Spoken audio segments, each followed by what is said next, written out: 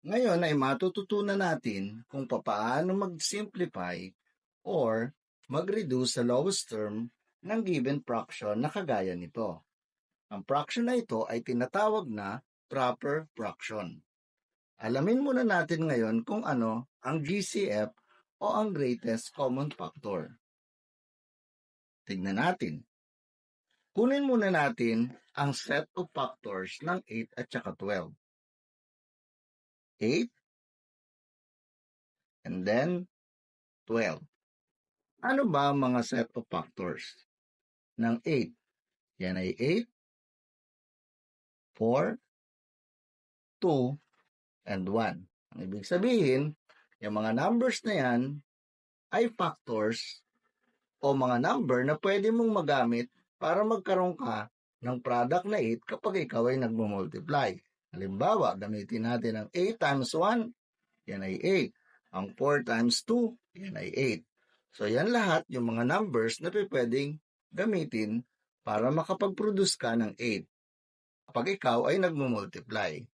Sa 12 naman, 12, 6, 4, 3, 2, and 1. Yan naman ang set of factors na meron ng 12. Ngayon, kukunin na natin o aalamin natin kung ano ang GCF. Ano ba ang GCF? So, lahat yan ay factors. Pag sinabi natin greatest, ibig sabihin, yan yung pinakamataas na value.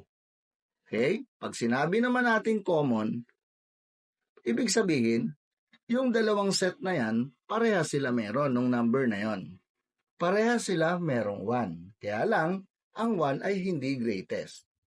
Pareha silang 2.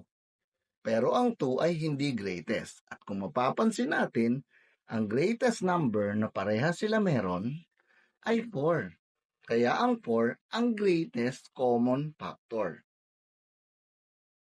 Dahil ang 4 ang greatest common factor, yan ang gagamitin natin ngayon para i-divide ang numerator at i-divide ang denominator. Tandaan, galing yung 4 na yan sa kanilang greatest common factor. Ngayon, ano na ang ating magiging pinaka-final na sagot kung isi-simplify natin ang 8/12? 8 divided by 4 ay equal sa 2. At ang 12 divided by 4 ay equal sa 3. Ibig sabihin, ang 8/12 o ang 8/12 ay pwedeng i-reduce to lowest term sa 2/3. Sabihin, ito na yung pinaka-simplest form of 8/12.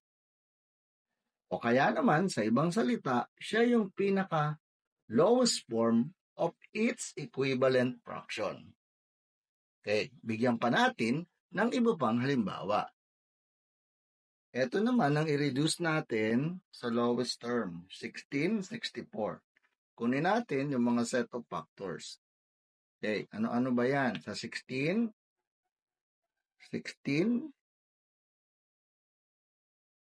8, 4, 2, and 1. So, yan yung mga factors ng 16. Ang factors naman ng 64,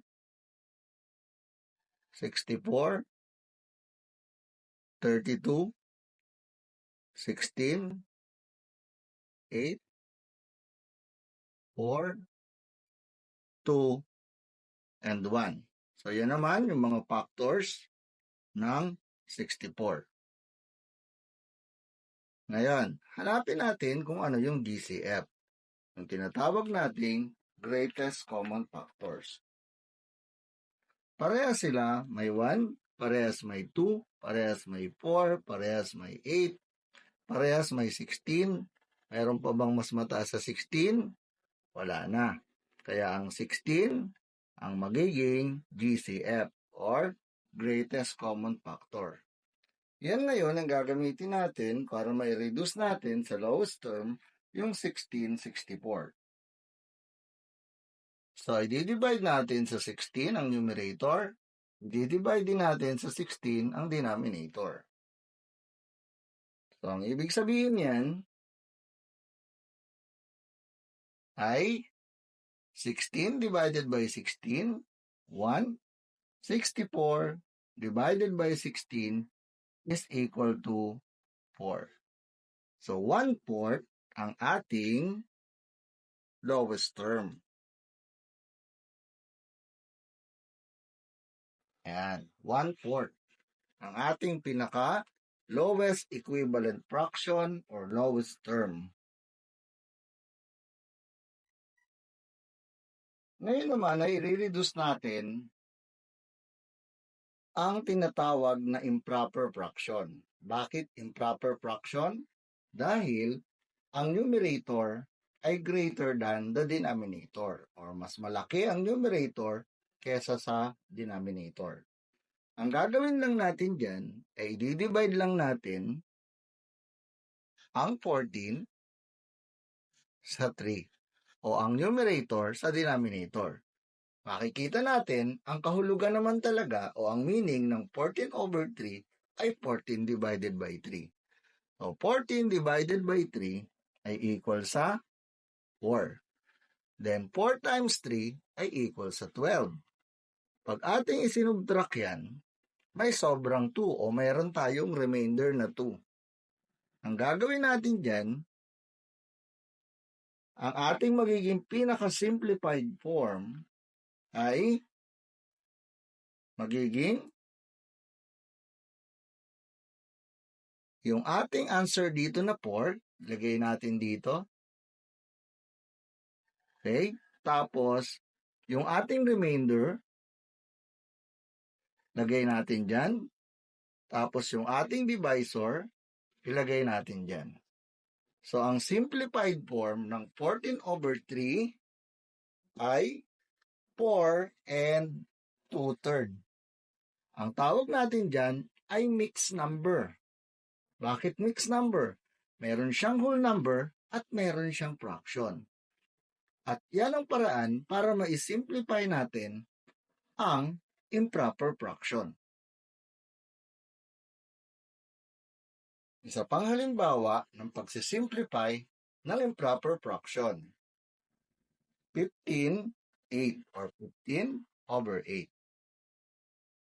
Ang gagawin muli ay i-divide ang 15 sa 8. Ayan. 15 divided by 8 ay 1. 1 times 8 ay 8. So, sobra ka ng 7. Bakit? 15 minus 8 ay equal sa 7. So, ang ibig sabihin, ang iyong magiging simplified answer of 15/8 or 15/8 ay 1 and ilan? Yung ating remainder ay 7 at ilalagay mo rito naman yung denominator na 8. So, ibig sabihin, the simplified form or 15/8 or 15/8 is 1 and 7/8. Ayan. Ganyan ang gagawin kapag improper fraction.